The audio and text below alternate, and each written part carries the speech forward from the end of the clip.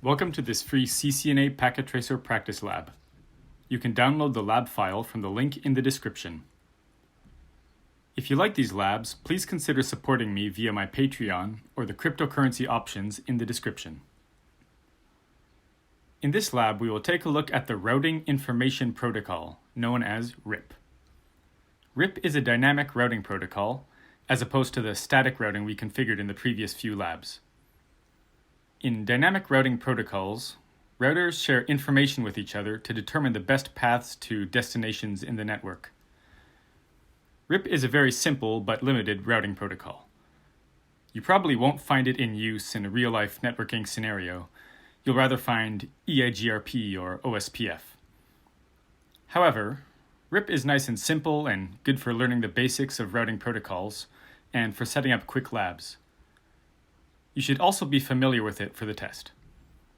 In this lab, we will do some basic RIP configurations on two routers, R1 and R2. Try to complete the lab yourself first, then continue watching this video if you have trouble, or watch it after to check your solution.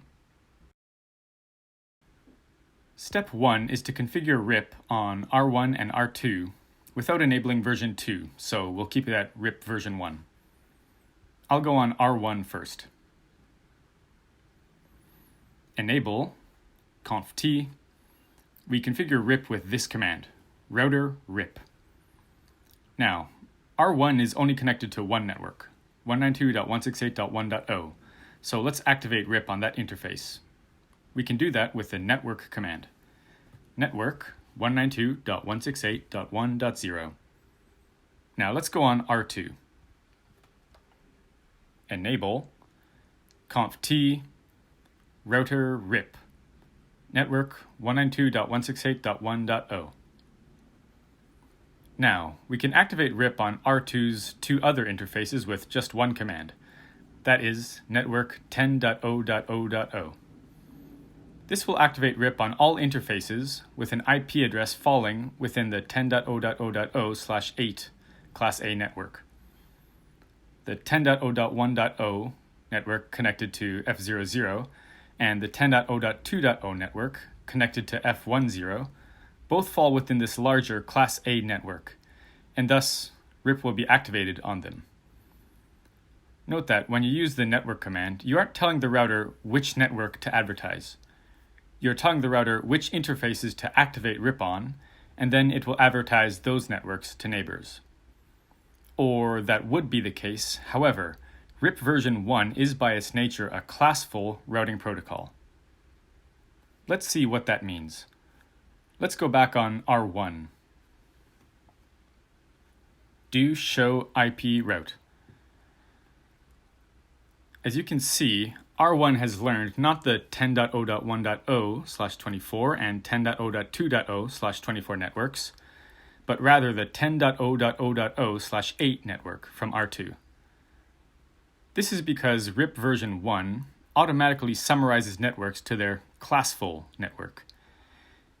If you don't know about Class A, B, C, and such networks, I won't go into a full explanation here, but you will learn about them in your studies. That was step 2. Now let's go to step 3 and enable RIP version 2 and disable that auto-summarization. Since we're on R1, let's do it here first. Version 2. That enables RIP version 2. No auto-summary. That disables auto-summary. Now let's go on R2. Version 2. No auto-summary. Okay, now R2 will start advertising its 10.0.1.0/24 and 10.0.2.0/24 networks to R1, instead of summarizing them to the Class A network 10.0.0.0/8. Summarization is often a good thing in networks, and actually in this little network here it makes sense. However, it can also cause a lot of problems, and if you're going to be summarizing in networks, you'll want to do it manually. That's a topic for another time though. Let's go check on R1. Do show IP route. Well, we still see the 10.0.0.0/8 network. don't worry about that. It will be cleared out of the route table in time since it has stopped receiving updates for it from R2. But now we can also see the 10.0.1.0/24 and 10.0.2.0/24 networks. So, there's the big difference between RIP version 1 and RIP version 2. RIP version 1 always automatically summarizes networks, whereas in version 2 you can and should disable auto-summarization. That's all for this lab. Thank you for watching. I hope this lab and video have been helpful for you. Please subscribe for future labs like this, which will be released weekly. If you have requests for any specific labs, let me know in the comment section. If you want to support my channel, please consider contributing to my Patreon, patreon.com/jeremysitlab. I accept Bitcoin and Ethereum donations via the addresses in the description. I am also a Brave verified publisher and accept BAT, or Basic Attention Token, donations in the Brave browser.